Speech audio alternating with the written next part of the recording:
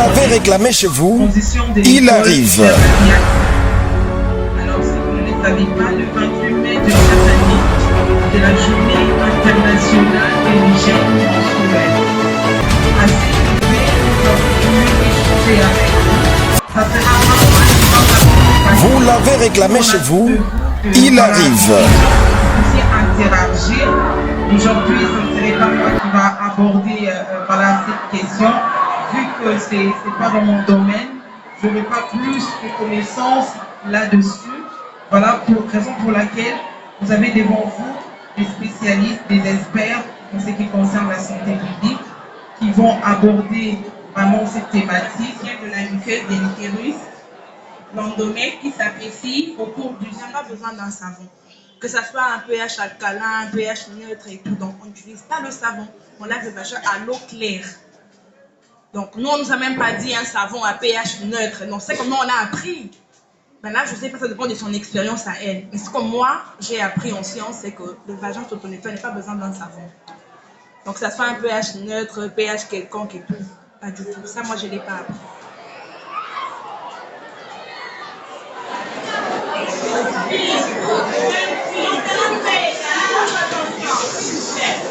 C'est un phénomène qui intervient lorsqu'il n'y a pas de rencontre entre le spermatozoïde et l'ovule, donc il n'y a pas de procréation, du coup il y a la couche dans l'utérus qui est ouverte.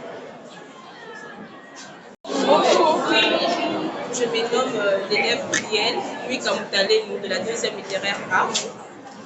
Et de menstruation, c'est un cycle chez les femmes pendant une période donnée. Pourquoi ça fait mal au fait? Quand on a ces règles. On dit qu'on ne peut pas se laver les parties intimes avec le savon, mais on peut utiliser un savon à pH neutre. Mais non, moi j'ai déjà vu ce savon à pH neutre, mais ma mère et aussi ma tante m'avaient dit que c'était pas bien d'utiliser ça pour les jeunes filles, c'est pas bien qu'on puisse utiliser ça, c'est seulement pour les femmes mariées. Pourquoi? Pourquoi les savons à pH neutre, c'est seulement les femmes mariées qui peuvent les utiliser? Et est-ce que c'est vrai? À ce que je sache, les règles c'est tout le mois. Mais si ça arrive que certains mois où vous ne voyez pas des sautes de règles comme ça, est-ce que c'est normal ou bien c'est lié à des maladies? Donc, il n'y a pas besoin d'un savon. Que ça soit un pH alcalin, un pH neutre et tout. Donc, on n'utilise pas le savon. On lave le vagin à l'eau claire. Donc, nous, on ne nous a même pas dit un savon à pH neutre. Non, c'est comme nous, on a appris. Ben là, je sais pas, ça dépend de son expérience à elle. Mais ce que moi, j'ai appris en science, c'est que le vagin s'auto-nettoie, n'a pas besoin d'un savon. Donc, que ça soit un pH neutre, pH quelconque et tout. Pas du tout. Ça, moi, je ne l'ai pas appris. Étudier ça. Peut-être normalement, vous avez l'expérience. Mais vous êtes en face de personnes qui ont étudié la santé, qui ont étudié la science en rapport avec ce que vous vivez en ce moment. Donc, on va parler sans tabou. Sans des craintes. C'est vrai que vous êtes fatigué, on vient de vous dire qu'on est fatigué, mais moi je me dis toujours la vie, c'est les opportunités. C'est pas chaque jour que vous avez l'occasion d'avoir des questions de santé, vous avez la facilité d'aborder des questions qui vous troublent. Parce que nous avons l'ami qui utilise les savons. Ce sont des effets nocifs après. Donc, sentez-vous vraiment, saisissez l'opportunité, je vais les dire comme ça. Saisissez l'opportunité. Vous savez, on rentre à la maison, on se dit on va sortir, on va aller au parc. Je ne pense pas que vous allez dire Qui vient au-devant de vous aujourd'hui, Easy Connect, transition de l'école vers la vie active. Alors, si vous ne le savez pas, le 28 mai de chaque année, c'est la journée internationale de l'hygiène menstruelle.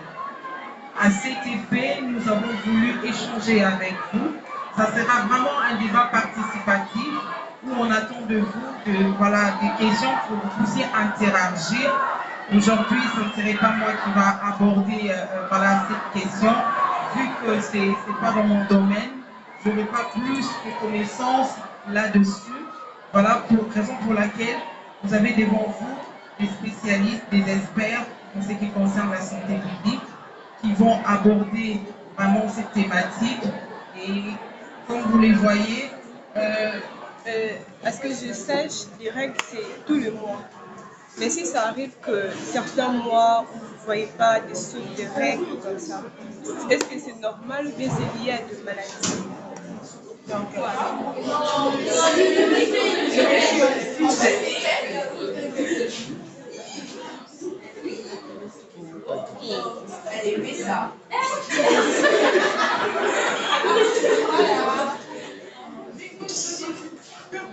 C'est-à-dire, quand la partie se met en bas, ça ne va pas absorber. Moi, il y a d'autres qui mettent en envers, et du coup, quand il y a le sang par ici, donc ça ne va pas s'absorber, et du coup, tu vas tâcher directement. Parce qu'il y a d'autres qui font ça.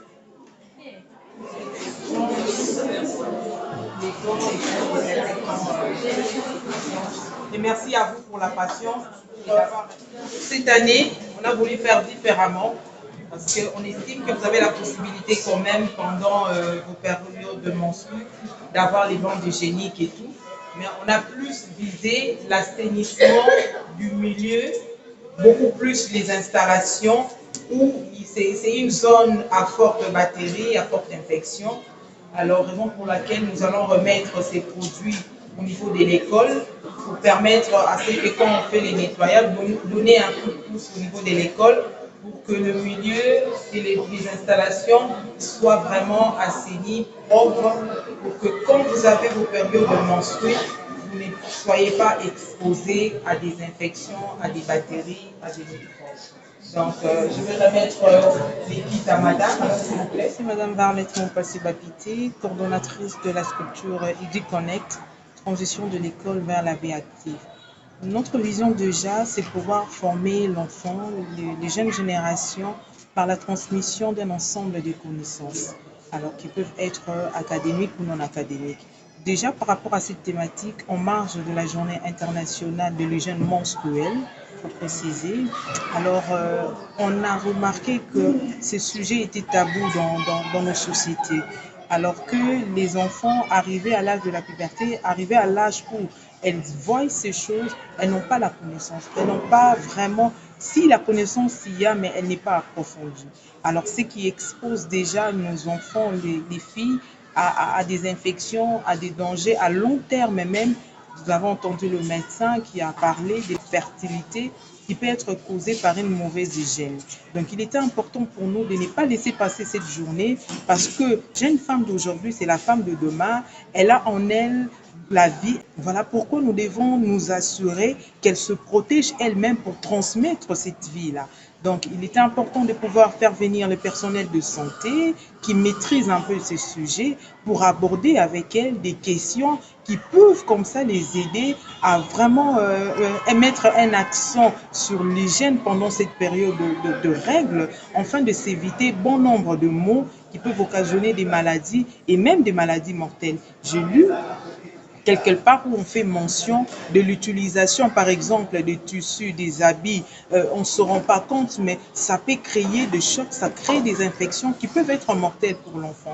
Donc, il est important pour nous de prévenir ces genres de cas, mais comment? Transmission de la matière des connaissances qui feront en sorte qu'elle soit aguerrie et elle puisse savoir comment se comporter pendant ces périodes cruciales de leur vie. Madame Varlette, la coordinatrice de EduConnect, qui est un projet de transition de l'école à la vie active, un programme très enrichissant, très bénéfique. Aujourd'hui, nous avons eu le privilège de participer à cette activité sur la journée internationale de l'hygiène menstruelle. Ça a été vraiment bénéfique, on a échangé. Donc, c'était vraiment sans tabou. On a parlé parce que très souvent, les menstruations sont vraiment un sujet tabou. On a eu à échanger, à participer avec les élèves, à communiquer. C'était vraiment très important. On a eu à déceler les problèmes, les difficultés qu'elles font face à cela. Parce qu'aujourd'hui, on a parlé sur l'hygiène menstruelle en milieu scolaire. C'était vraiment bénéfique. Grand merci à elle. Et tout plein de bonnes choses pour la prochaine occasion. Aujourd'hui, on est avec les élèves pour les parler, en fait, pour briser les tabous qui se cachent derrière les sujets menstruels.